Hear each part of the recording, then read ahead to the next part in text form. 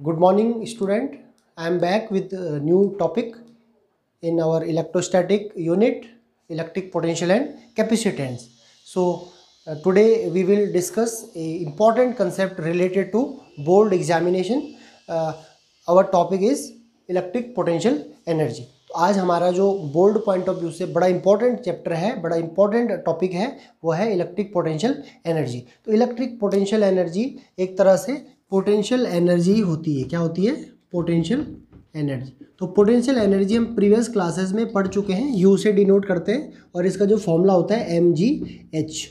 ठीक है, पहले हम बेसिक समझते हैं। सपोज कोई पार्टिकल है, ग्राउंड लेवल पे है और इसको ग्राउंड लेवल से ऊपर प्रोजेक्ट किया जाता है, ऊपर की तरफ फेंका जाता है। ठीक है, सपोज ये मार्कर है, इस मार्कर को मैं यहाँ से ऊपर फेंक रहा हूँ। तो देखो ये इसका इनिशियल पोजीशन था, ये इसका क्या था? इनिशियल पोजीशन था, इनिशियल पोजीशन। और जब ये मार्कर ऊपर गया तो ये इसका क्या हो जाएगा? एट कुछ मैक्सिमम हाइट तक ये गेन करेगा, तो ये इसका फाइनल पोजीशन हो गया। क्या हो गया?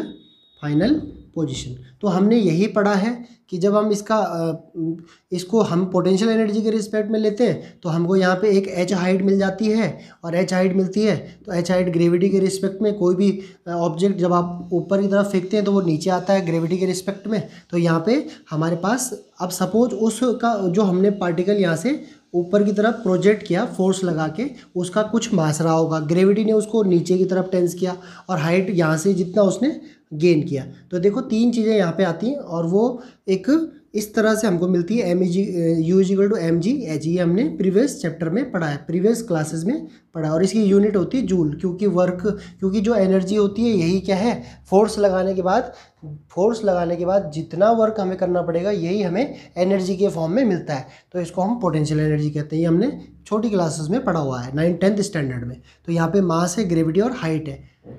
तो यहाँ पे जो पोटेंशियल एनर्जी होता है इसको हम इस तरीके से लिख सकते हैं, डेल्टा U = mgh। सपोज ये जो डेल्टा है ये डिनोट करता है U final minus U initial = mgh। तो ये हमारा प्रीवियस नॉलेज है। उसी के बेस पे हमने 11th क्लास में पढ़ा है ग्रेविटेशनल पोटेंशियल एनर्जी। क्या पढ़ा है? ग्रेविटेशनल पोटेंशियल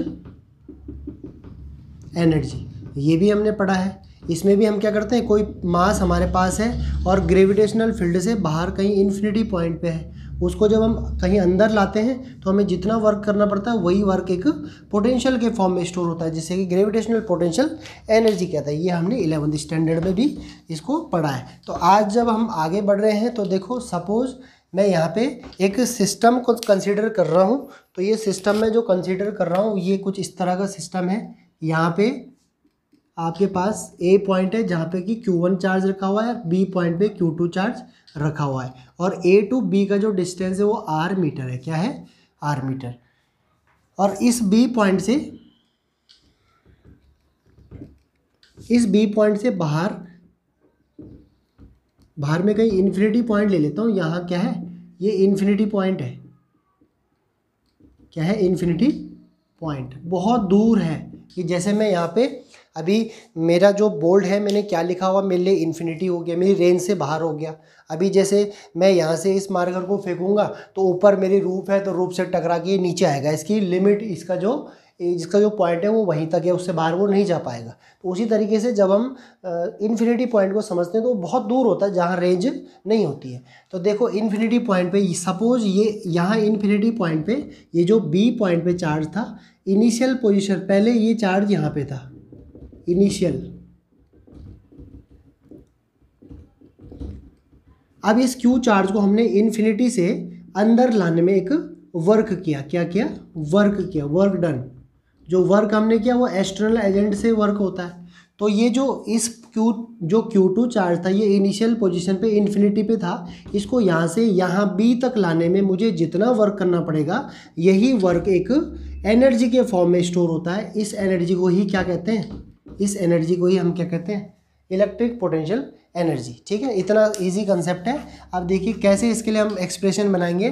सबसे पहले तो इलेक्ट्रिक पोटेंशियल एनर्जी देखो किस तरीके से हमने समझाई। इलेक्ट्रिक पोटेंशियल एनर्जी हमेशा, थोड़ा सा इसके लिए एक छोटा कंसेप्ट और है कि जो इलेक्ट्रिक पोटेंशियल एनर्जी होती है, यानी जो इलेक्ट्रिक पोटेंशियल है, इलेक्ट्रिक पोटेंशियल जो होता है इलेक्ट्रिक जो पोटेंशियल होता है ये कंजर्वेटिव फोर्स में देखा जाता है। क्या होता है? कंजर्वेटिव फोर्स में देखा जाता है। और कंजर्वेटिव फोर्स हमने 11th क्लास में पढ़ा हुआ है। कंजर्वेटिव फोर्स वो फोर्स होते हैं जैसे कि ग्रेविटेशनल फोर्स, पहले इसके एग्जांपल देख लेते हैं, 11th क्लास में हमने पढ़ा हुआ। दूसरा इलेक्ट्रोस्टैटिक फोर्स, इलेक्ट्रोस्टैटिक फोर्स। और तीसरा स्प्रिंग फोर्स, स्प्रिंग फोर्स। ठीक है, तो देखो इलेक्ट्रोस्टैटिक, ग्रेविटेशनल और स्प्रिंग फोर्स ये तीनों क्या है? कंजर्वेटिव फोर्स होते हैं। और इनकी जो स्पेशल क्वालिटी होती है क्या होते हैं? पाथ इंडिपेंडेंट होते हैं। ये हमने पढ़ा हुआ है, पाथ इंडिपेंडेंट होते हैं। पाथ से इनका कोई रिलेशन नहीं है। ये किस पे डिपेंड करते हैं? इनकी जो इम्पोर्टेंट प्रॉपर्टी है ये पोजीशन पे डिपेंड करते हैं। क्या करते हैं? पोजीशन पे डिपेंड करते हैं। जैसे पोजीशन का मतलब दो पोजीशन हमने पढ़ी, एक होती है फाइनल पोजीशन और एक होती है इनिशियल पोजीशन। जैसे कि हमने पोटेंशियल का भी एग्जांपल दिया था कि देखो यहाँ पे जब किसी ऑब्जेक्ट को यहाँ से m मास के ऑब्जेक्ट को यहाँ से फोर्स लगा के ऊपर प्रोजेक्ट किया जाता है तो ये मैक्सिमम हाइट गेन करता है। और ये इसका यहाँ पे इसका इनिशियल पोजीशन हो गया और यहाँ इसका क्या हो गया? ये यहाँ से पहुँच के फिर यहाँ पहुँचता है, ये इसका क्या हो गया? फाइनल पोजीशन हो गया। क्या हो गया? Final position. तो जो हम पोटेंशियल एनर्जी निकालेंगे डेल्टा यू, इसको ही बोलते हैं you final minus you initial, यानी जो डेल्टा यू होता है यही क्या होता है? mgh। तो इसी तरीके से इलेक्ट्रिक पोटेंशियल क्या है? कंजर्वेटिव फोर्स के लिए एप्लीकेबल होता है, जिसमें कि ग्रेविटेशनल फोर्स, इलेक्ट्रोस्टैटिक और स्प्रिंग फोर्स हम लेते हैं। ठीक है, ये प्रीवियस क्लास में हमने पढ़ा है। ये पाथ इंडिपेंडेंट होता है और पोजीशन पे डिपेंड करता है, फाइनल और इनिशियल पोजीशन पे। इसी के साथ थोड़ा सा हम इसको आगे बढ़ाते हैं कि हमने एक सिस्टम लिया है और इस सिस्टम में हमें इलेक्ट्रिक पोटेंशियल एनर्जी निकालनी है। हमारा जो मोटिव है इस सिस्टम का इलेक्ट्रिक पोटेंशियल एनर्जी फाइंड करना है। तो देखो थोड़ा इस फिगर के बारे में समझते हैं। इन दिस फिगर, इस फिगर में देखो मैंने क्या कहा था? ए पॉइंट पे Q1 चार्ज है और आर डिस्टेंस पे बी चार्ज रखा हुआ है। Here in this figure at A and B Q1 and Q2 charges kept, दो चार्ज यहाँ पे रखे हुए हैं। ठीक है, and their separation is R metre, और इन दोनों का सेपरेशन कितना है? आर मीटर का है। ठीक है, तो देखो जो हमारा टॉपिक है इलेक्ट्रिक पोटेंशियल एनर्जी, सपोज ये Q था, ये Q2 था, ये इन्फिनिटी पॉइंट पे इसकी इनिशियल पोजीशन थी और यहाँ से हमने इसको B पॉइंट पे लाने में एक वर्क किया, यही वर्क पोटेंशियल के फॉर्म में स्टोर हो गया। इसी को कहते हैं इलेक्ट्रिकल पोटेंशियल एनर्जी। तो देखो क्या करेंगे, सबसे पहले यहाँ पे हम क्या करेंगे? पोटेंशियल निकालेंगे। Potential at point B due to Q1 charge. देखो Q1 इस चार्ज के रिस्पेक्ट में यहाँ पे हमें पोटेंशियल निकालना है। तो पोटेंशियल का फॉर्मूला हमें मालूम है, ये होता है V equal to 1/4πε0, 1/4πε0 Q1 by distance क्या है? R है। ये हमारा फर्स्ट इक्वेशन आ गया। ठीक है, अब देखो अब हम क्या करेंगे? इस चार्ज को इनिशियल जो कि इन्फिनिटी पे था, इन्फिनिटी से अंदर लाने में वर्क कर रहे हैं। तो हमने एक पोटेंशियल का फॉर्मूला पढ़ा था, हमने प्रीवियस डेरिवेशन में हमने बेसिक फॉर्मूला पढ़ा था, V इक्वल टू W/Q। तो W equal to V into Q। इस फॉर्मूले का यूज हम यहाँ पे करेंगे कि work done is equal to potential into charge, और चार्ज इस Q2 को हम यहाँ से ला रहे हैं तो ये हो जाएगा therefore work done is equal to V into Q, means potential at B due to Q1 charge into potential यहाँ पे B पे, इसके वजह से जो हमने पोटेंशियल फाइंड किया है ये इनटू Q2 चार्ज। ठीक है, क्योंकि इस चार्ज को ही हम यहाँ से उठा के यहाँ ला रहे हैं। तो देखो वर्क डन कैसे निकलेगा? W is equal to V into Q2, और V को हम यहाँ से रिप्लेस करेंगे, इसका यूज़ करेंगे तो ये अगले स्टेप में आएगा 1/4 pi epsilon naught Q1 Q2 by R। तो ये वर्क हमने इस पॉइंट को, जो कि पहले इन्फिनिटी पे था, यहाँ से यहाँ लाने में किया। और यही वर्क क्या होता है डेफिनेशन के अकॉर्डिंग, यही वर्क क्या होता है पोटेंशियल एनर्जी के फॉर्म में स्टोर होता है। तो ये क्या हो जाएगा, इस W को हम U से चेंज कर सकते हैं, U equal to 1/4 pi epsilon naught Q1 into Q2 by R। और आप समझदार हैं, पोटेंशियल की यूनिट होती है, यहाँ पे लिख लेता हूँ मैं, वोल्ट। यूनिट का ध्यान जरूर देना हमने, क्योंकि विदाउट यूनिट हम कैलकुलेशन में प्रॉब्लम हमको हो सकती है, तो यूनिट पे विशेष फोकस करना है, ठीक है। और जो पोटेंशियल एनर्जी होती है इसकी यूनिट होती है जूल। तो ये आ गया। तो इस वाले रिलेशन को ही हम यूज़ करते हैं जब हमारे पास दो चार्ज एक दूसरे से कुछ डिस्टेंस में सेपरेट रहते हैं। अब इसके इतना सब कुछ करने के बाद अगर सपोज हम कुछ केसेस लेते हैं, कि जैसे ये केस बड़ा इम्पोर्टेंट पूछा गया है, ये कई बार ही आता है, ये हमने प्रीवियस कूलम्स लॉ वाले में भी डिस्कस किया था, कि सपोज ये दोनों के दोनों चार्ज क्या हैं, ग्रेटर देन 0 हैं, ठीक है, पॉजिटिव है। तो ये पॉजिटिव नेचर के होंगे तो यहाँ पे कौन सा फोर्स लगेगा, यहाँ पे लगता है रिपल्सन फोर्स लगता है, यहाँ पे क्या लगता है रिपल्सन फोर्स। तो ये जो U आएगा ये क्या आएगा पॉजिटिव आता है। यहाँ पे इस केस में U की वैल्यू क्या आती है पॉजिटिव आती है। दूसरा केस ये भी हमें समझना है, ये भी हमने प्रीवियस डेरिवेशन में या पिछले फर्स्ट वाले चैप्टर में डिस्कस किया था, कि सपोज ये Q1 और Q2 का जो प्रोडक्ट जो है वो लेस देन 0 है। तो इस वाले केस में क्या हो जाएगा, इस वाले केस में ये वाला केस जो हमारा है ये लाइक चार्ज का रहता है, क्या रहता है लाइक चार्ज का। और लाइक चार्ज में क्या होता है रिपल्सन होता है। और ये वाला हमारा जो केस रहता है ये किसका रहता है अनलाइक चार्जेस का रहता है, unlike charges, like charges unlike charges. तो लाइक चार्जेस में रिपल्सन होता है, तो यहाँ पे क्या आएगा अट्रैक्शन फोर्स, अट्रैक्शन फोर्स। तो यहाँ पे अट्रैक्शन फोर्स आता है। तो इसकी जो पोटेंशियल एनर्जी आती है, जब एक चार्ज नेगेटिव होगा तो इस रिस्पेक्ट में इसका जो वैल्यू आता है वो नेगेटिव साइन के साथ आता है। तो हमारे पास कैलकुलेशन में अगर नेगेटिव चार्ज होगा तो पोटेंशियल एनर्जी हमें नेगेटिव में आएगी, और इसकी यूनिट क्या होती है हमने अभी डिस्कस किया है जूल होती है। अब ये जो दो केस हैं थोड़ा इन दोनों केसेस को हम थोड़ा डिस्कस करते हैं, आगे एक्सप्लेन करते हैं। तो देखो जो हमारा जो इस केस को हम अगर देखते हैं समझते हैं तो हमें क्या करना पड़ेगा। जो पहला केस हमारा है Q1 Q2 is greater than Q, तो ये हमने पहले भी डिस्कस किया है। पहला चार्ज भी प्लस है, दूसरा चार्ज भी प्लस है। तो देखो यहाँ पे R डिस्टेंस है, तो ये इस पर फोर्स आगे की तरफ लगाएगा और ये इस पर फोर्स इस तरफ लगाएगा, ठीक है। तो अगर हम इस तरह भी इसका फोर्स देखते हैं, इलेक्ट्रोस्टैटिक फोर्स जब हम देखते हैं तो ये इस तरफ लगेगा, जिसको कि हम क्या कहते हैं रिपल्सिव फोर्स कहते हैं। क्या कहते हैं रिपल्सिव फोर्स कहते हैं, ठीक है। ये इस तरफ लगेगा।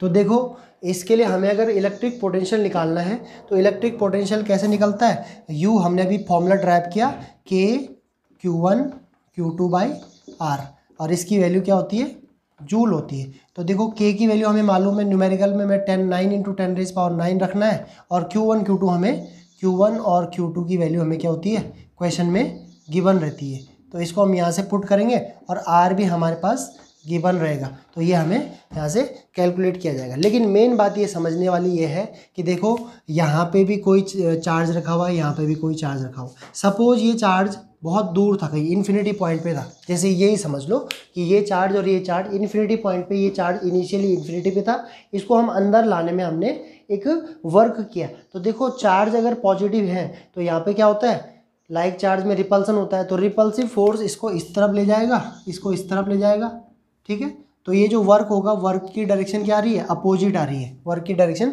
अपोजिट आ रही है। और तो यही वर्क जो है जो इलेक्ट्रोस्टैटिक के अपोजिट डायरेक्शन में है, इसका जो वर्क है यही पोटेंशियल के फॉर्म में स्टोर होता है, जिसको कि इलेक्ट्रिक पोटेंशियल एनर्जी कहते हैं। और ये हमारे पास अगर चार्ज दोनों लाइक हैं तो पॉजिटिव आएगा, और अगर एक पॉजिटिव एक नेगेटिव या अनलाइक हैं तो ये नेगेटिव पोटेंशियल एनर्जी हमको मिलती है, ठीक है। तो ये कंसेप्ट रहेगा। अब इसके बाद इसके कुछ न्यूमेरिकल क्वेश्चन करेंगे, उससे पहले हम इसकी डेफिनेशन बनाते हैं कि जो सपोज एक चार्ज दूसरा चार्ज एक इन्फिनिटी पे था, उसको हमने इन्फिनिटी से उसकी एक पोजीशन पे लाए और जितना वर्क हमने किया वही वर्क एक एनर्जी के फॉर्म में स्टोर हो गया था, जिसे कि हमने इलेक्ट्रिकल पोटेंशियल एनर्जी कहा। ठीक है, इलेक्ट्रिकल पोटेंशियल एनर्जी जब चार्ज दोनों लाइक होंगे तो पॉजिटिव में आएगी, जब एक चार्ज पॉजिटिव एक नेगेटिव होगा या अनलाइक चार्जेस होंगे तो इलेक्ट्रिक पोटेंशियल एनर्जी नेगेटिव में आती है। ठीक है, और इनकी यूनिट क्या होती है, जूल होती है। और एक्सप्रेशन हमने ड्राइव किया, अभी एक्सप्रेशन ड्राइव किया था U = 1/4πε0 Q1 Q2 by R, ये हमने फॉर्मूला बनाया और ये इसको मेजर करते हैं जूल में। ठीक है, तो ये की फॉर्मूला रहेगा, ये क्या रहेगा, की फॉर्मूला रहेगा। देखो इस डायग्राम में एक बार फिर से देख लेते हैं। ए पे चार्ज Q1 था, बी पे चार्ज Q2 था। ये Q2 इनिशियली पहले यहाँ इन्फिनिटी पॉइंट पे था, इसको यहाँ से अंदर लाने में वर्क किया, यही वर्क एक एनर्जी के फॉर्म में स्टोर हो गया, जिसको कि हमने पोटेंशियल एनर्जी यानी इलेक्ट्रिकल पोटेंशियल एनर्जी का। अब ये जो प्रोसेस करी उसको देखो डेफिनेशन के फॉर्म में हम कैसे समझेंगे। तो ये है the electric potential energy of a system of charges is defined as the work done in bringing the various charges to their respective position from infinity large mutual separation। तो जो हमने ये प्रोसेस करी वही इसको इस तरह से हम इसको लिख सकते हैं। अब इसके बाद हम इसमें कुछ इस फॉर्मूले का जो रिजल्ट हमारे पास आया इसको हम इसमें देखो U is directly proportional to Q1 Q2। एक तो ये रिजल्ट हमें यहाँ से मिला, इसके रिजल्ट पे हम थोड़ा डिस्कस कर लेते हैं। पहला रिजल्ट हमें ये मिला, दूसरा रिजल्ट हमें मिला इसमें कि जो U है वो इन्वर्सली प्रोपोर्शनल है R के, मीन्स अगर R को बढ़ाएंगे तो ये घटेगा, दूसरा अगर R को कम करेंगे तो ये बढ़ेगा। ठीक है, तो इसको हम देखते हैं, अगर इसका वेरिएशन देखते हैं, वेरिएशन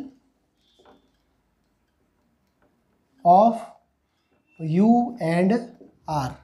ठीक है, पोटेंशियल और डिस्टेंस का वेरिएशन देखते हैं। तो हमें इस तरह से एक फिगर ड्रॉ कर रहा हूँ, ये 0 है, ये पॉजिटिव, ये नेगेटिव, ये U ऊपर डायरेक्शन, ये इधर।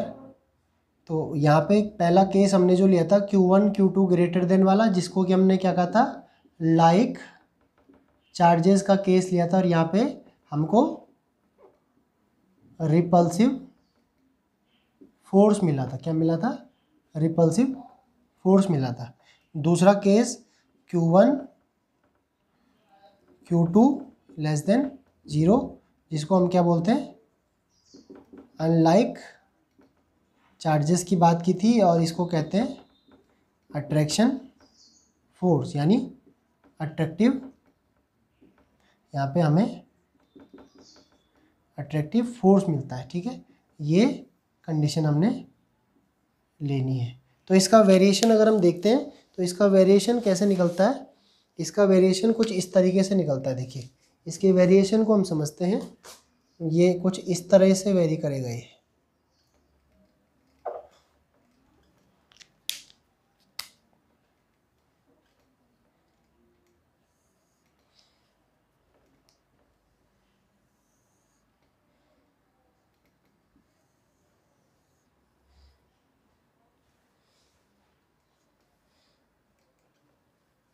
ठीक है, तो लाइक चार्जेस के लिए इस तरह से ये वेरी करता है और अनलाइक चार्जेस के लिए इस तरह से ये वेरी करता है। तो ये वेरिएशन है हमारा U और V का। ठीक है, अब इसके बाद सपोज हमारे पास कोई सिस्टम है, उसमें हमारे पास मल्टीपल चार्जेस है, बहुत सारे चार्जेस रखे हुए हैं।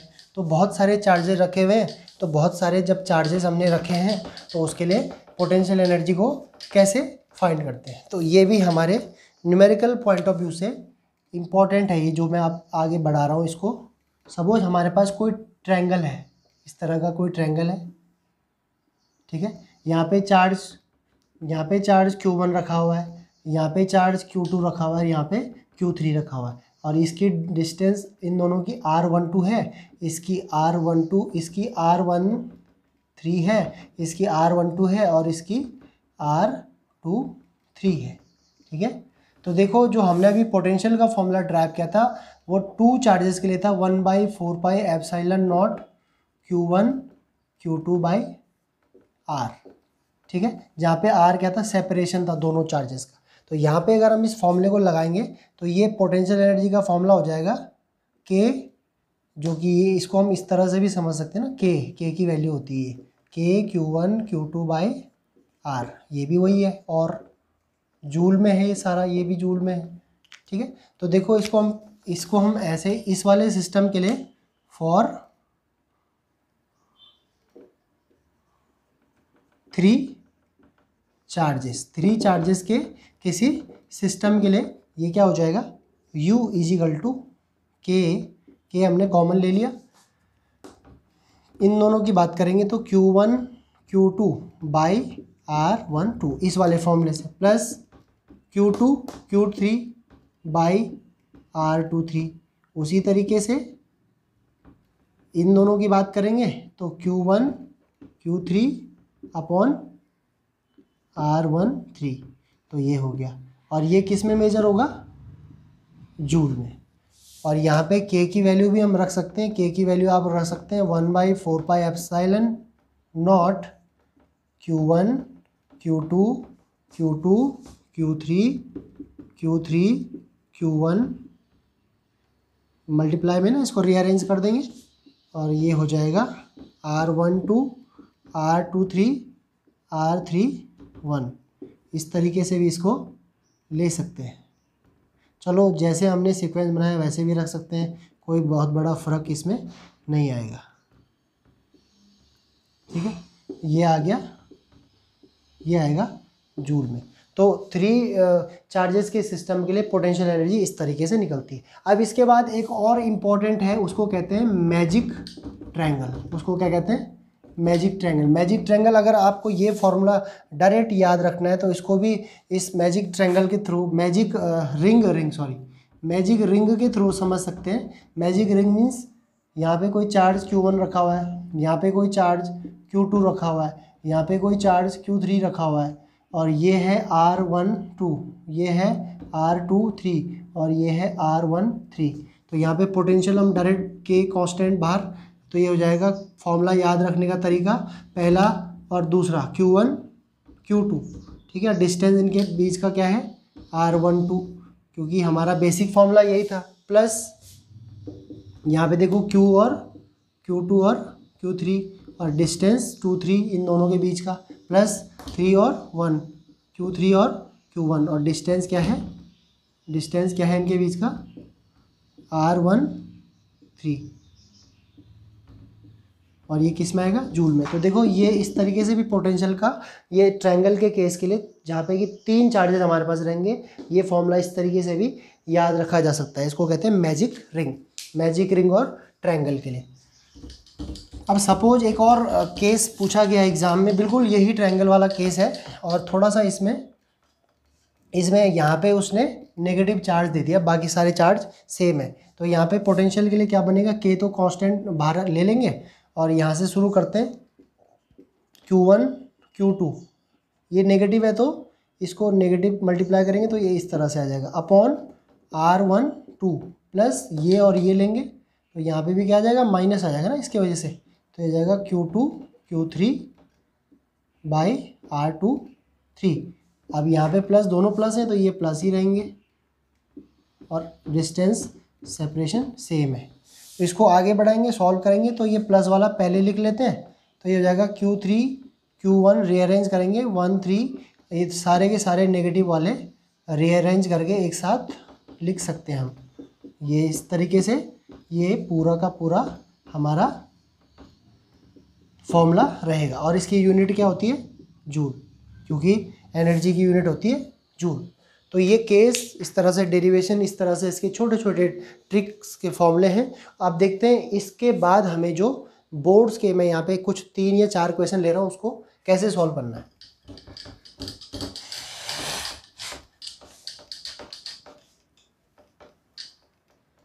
ये फॉर्मूला मैं हटा नहीं रहा हूँ, इसकी हेल्प मुझे चाहिए। तो ISC के कुछ क्वेश्चन ले लेते हैं।